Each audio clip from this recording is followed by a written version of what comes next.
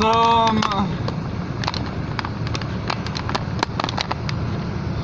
sommes le vendredi 13 décembre 2019. Il y a de la neige.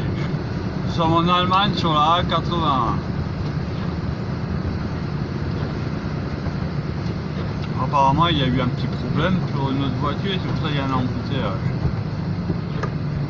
Il est 7h55 et il fait moins 1 degré Celsius.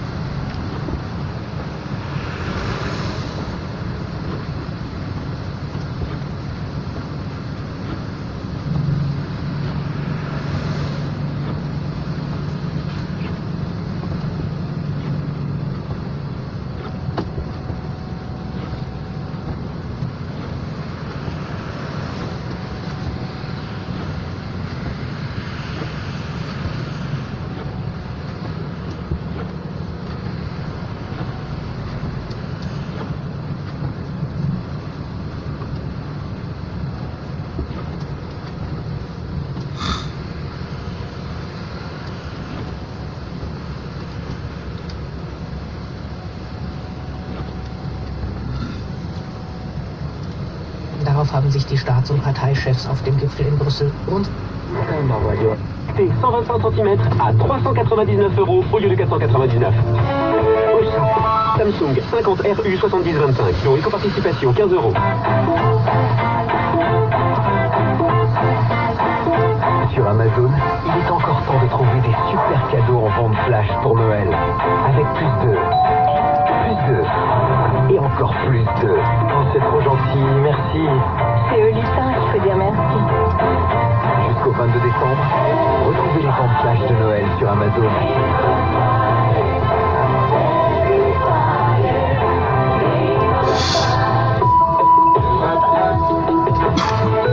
7h59 sur Europe 1, Laurent Cabrol est avec nous. C'est sérieux, je ne vois pas de région où les vents sont au-dessous de 70 km/h. C'est vraiment complètement venté sur la France.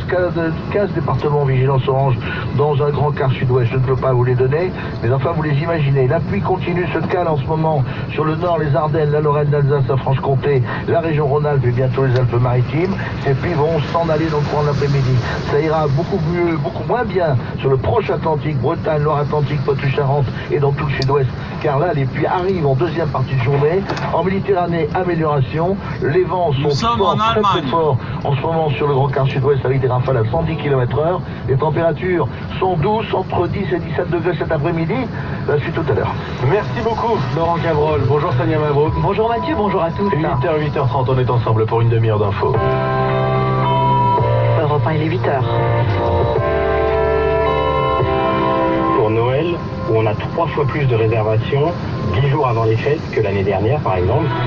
C'est une enquête Europe 1. Le nombre de réservations de voitures explose pour Noël, conséquence de la grève à la SNCF contre la réforme des retraites. 9e jour de grève, pas d'amélioration côté SNCF, léger mieux aujourd'hui à la RATP. Votre invité à ce sujet, Sonia? La patronne de la RATP, Catherine Guillouard. Trafic, prévision, réforme des retraites, sa première prise de parole très attendue, c'est sur Europe 1 après ce journal. Et pendant que le Premier ministre tente de renouer le dialogue avec les syndicats, le président, lui, à Bruxelles, se garde bien de tout commentaire. Il y a un président de la République qui défend les intérêts français, fait avancer notre agenda européen ici. Il y a un gouvernement qui travaille à Paris, qui a fait une proposition et maintenant il y a une concertation qui doit se faire. Voilà. Une victoire écrasante de Boris Johnson et des conservateurs au scrutin législatif d'hier. La porte est ouverte à un Brexit de 31 janvier prochain. Enfin, se réjouissent les Britanniques. Je suis un homme heureux. On sera hors de l'Union européenne au 31 janvier, il n'y a plus aucun doute. On vous emmènera aussi dans la galerie des glaces ou encore dans l'appartement du roi, le château de Versailles en visite nocturne pour un spectacle historique et ludique. Europe 1, 8h01. Bon réveil à toutes et à tous.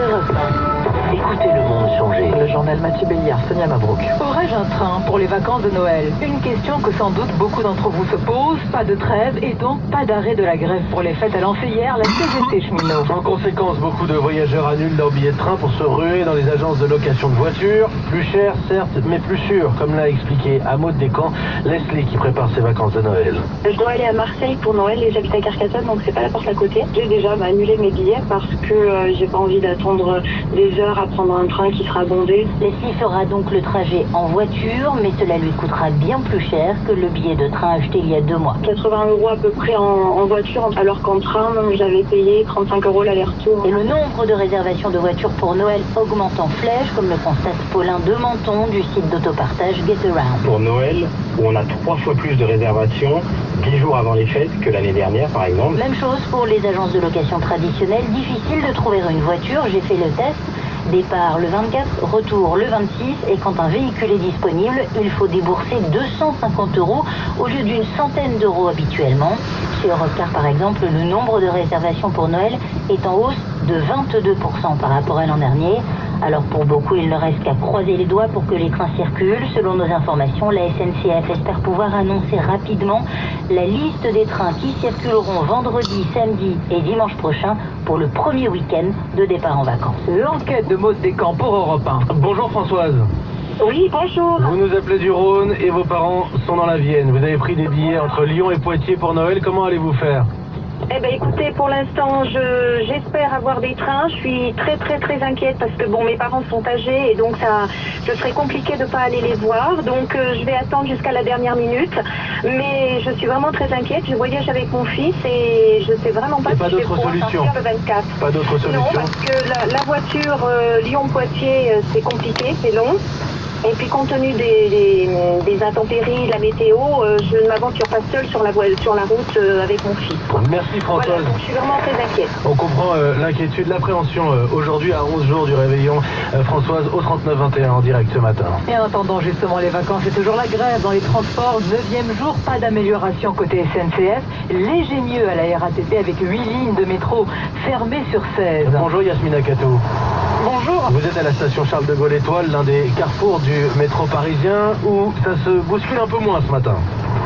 Oui, écoutez, depuis ce matin, ici à Charles de Gaulle, c'est plutôt fluide. Je n'ai pas assisté à une scène de cohue ou de colère des usagers. On ne joue pas des coudes non plus pour accéder au RAM. Peut-être parce que la RATP a débloqué 2 lignes de métro ce matin, la 11 et la 3.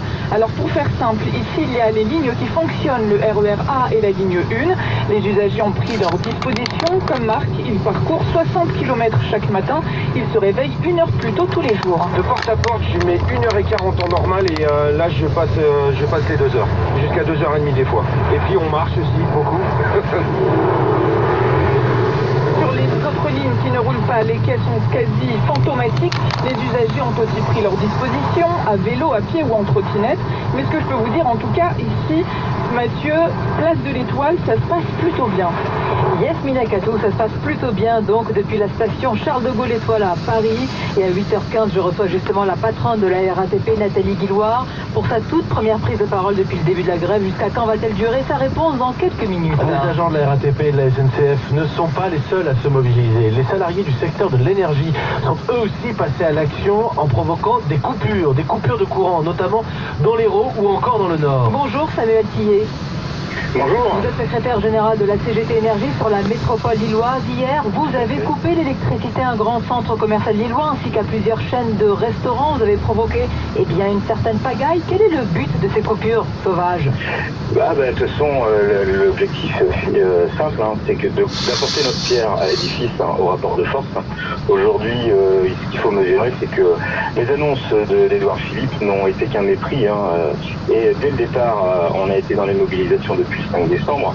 Et au final, les salariés électriciens gaziers n'ont mesuré qu'un mépris suite aux annonces d'Édouard Philippe d'avant-hier. Et donc aujourd'hui, ils n'ont qu'une envie, c'est d'en découdre et de peser sur l'économie. D'en découdre et peser sur l'économie, permettez-moi, Samuel Tillet, il y a peut-être des commerçants ou des personnes qui font leurs courses de Noël qui se sont retrouvés d'un seul coup sans électricité autour d'eux. Vous allez poursuivre ces actions ce week-end ? Alors ce week-end on verra avec les salariés, on en discutera toujours avec les salariés. Et puis après la métropole lilloise n'est pas épargnée, ça va vraiment se passer partout dans toute la France. Mais ce qu'il faut mesurer, c'est qu'il y a une détermination. Et si à un moment donné nos actions, elles peuvent justement, à travers notre plus-value d'électriciens gaziers, peser sur l'économie pour faire comprendre à ce gouvernement que face au mépris, il y aura de la colère, les électriciens gaziers sont déterminés et ils vont s'organiser dans les jours à venir. Et j'espère même après la pseudo-trêve que certains espèrent pendant les vacances de Noël, pour vraiment justement les commerçants, j'entendais ce matin qu'ils avaient un peu peur par rapport justement à l'année dernière, il y a eu l'impact des gilets jaunes. Là j'espère qu'il y aura vraiment aussi un vrai impact des retraites qui va aussi peser sur tout ça. Peser sur l'économie,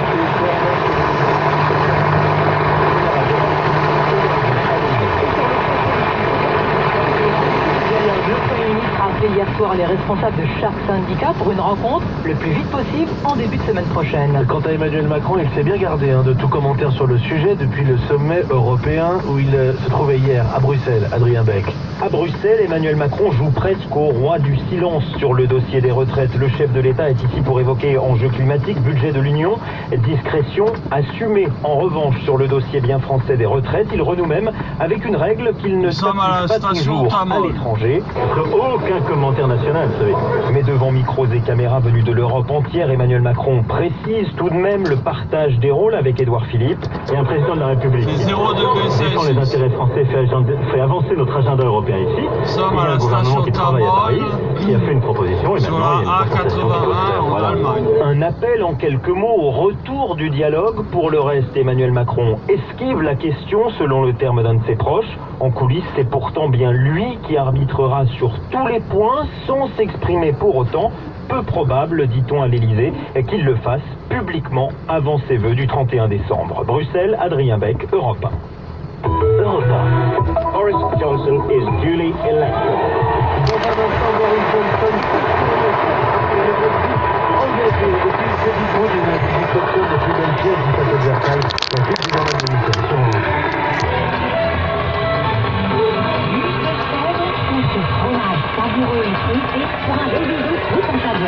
Jusqu'au bout ses grands frères, jusqu'au 17 décembre, la ligne des titres radios du 13,97 €.